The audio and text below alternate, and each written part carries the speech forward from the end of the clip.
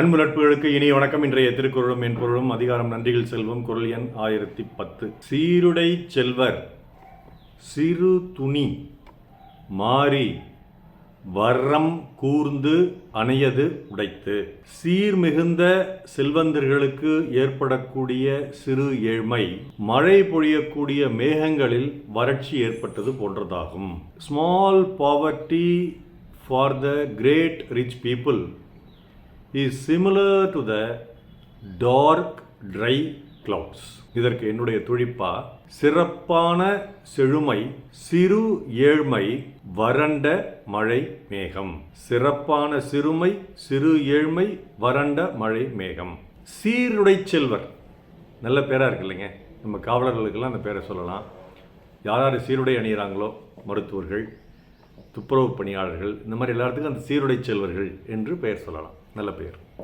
அந்த சீருடை செல்வர் யாருன்னா, சீர் உடைத்த செல்வந்தர்கள், சிறப்பை கொண்ட செல்வந்தர்கள். அப்படிப்பட்ட பணக்காரர்களுக்கு வாழ்வில் திடீரென்று ஒரு சிறு ஏழ்மை ஏற்படுகிறது. எப்போ ஏற்படும்? இந்த மாதிரி தினந்தோறும் மற்றவர்களுக்கு கொடுத்து உதவக்கூடிய அந்த வள்ளல்களுக்கு திடீரென்று வணிகத்தில் ஒரு நட்டம் ஏற்பட்டாலோ, அல்லது அவருக்கு வரவேண்டிய பணம் வராமல் போய்விட்டாலோ, அவரால் பிறருக்கு கொடுத்து உதவ முடியாத ஒரு சூழ்நிலை ஏற்படும். அது டெம்பரரி என்று சொல்லக்கூடிய குறுகிய காலமாகவும் இருக்கலாம், அல்லது லாங் ஸ்டாண்டிங் என்று சொல்லக்கூடிய நீண்ட காலமாகவும் இருக்கலாம். அந்த காலகட்டத்தில் அவரால் மற்றவர்களுக்கு உதவ முடியாத அந்த பொழுது எப்படி இருக்குன்னா, வானில் மழை தரக்கூடிய கருமேகங்கள்லாம் சூடுது, ஆனால் மழை பொழியல.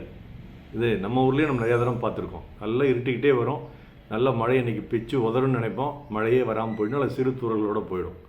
அந்த மாதிரியான ஒரு நிலைமை தான், அதுதான் இதற்கு உவமை அப்படின்னு ஏன் சொல்கிறார். அப்போது இதில் என்ன தெரியுதுன்னா, இதற்கு முன்பு சொன்ன இந்த நன்றியில் செல்வத்தினுடைய 9 குறட்பாக்கள்லையும் நன்றியில் செல்வம், செல்வத்தை வச்சுருக்கான் அவன் கொடுக்காமல் இருக்கிறான் அப்படிங்கிறத பற்றி தான் பேச்சு வந்ததே ஒழிய, அவனை பற்றியும் அவன் வாழ்க்கையை பற்றியும் தான் திருவள்ளுவர் எடுத்து சொன்னாரே ஒழிய, செல்வம் மிகுந்தவனை பற்றி, கொடுக்குறவனை பற்றி சொல்லவே இல்லை இந்த அதிகாரத்தில். அது ஈகைங்கிற அதிகாரத்தில் சொல்லியிருக்காரு. ஆனால் நன்றியில் செல்வங்கிற அதிகாரத்தில் செல்வம் மிகுந்து கொடுக்க முடியாத சூழ்நிலை இருக்கான் பார்த்தீங்களா, அவனை பற்றி சொல்லவே இல்லை. அப்போ ஐயன் யோசிச்சிருப்பார், இவனுங்கெல்லாம் செல்வத்தை வச்சுக்கிட்டு கொடுக்காதவனுங்க, இந்த கடைசியாக வரான்ல 10வது, அவன் தான் செல்வம் இருந்துமே கொடுக்க முடியாத சூழ்நிலை இருக்கிறவன். அப்போ அவனுக்கும் ஒரு குறள் நம்ம எழுதணுமில்லப்பா, அந்த மாதிரி மனிதர்கள் இருக்காங்கல்லப்பா அப்படிங்கிறத யோசித்து இந்த குறளை ஐயன் எழுதின மாதிரி இருக்கு. இங்கே அவர் செல்வந்தர் தான், அவரிடம் பணம் இருக்கிறது, கொடுக்கும் மனமும் இருக்குது.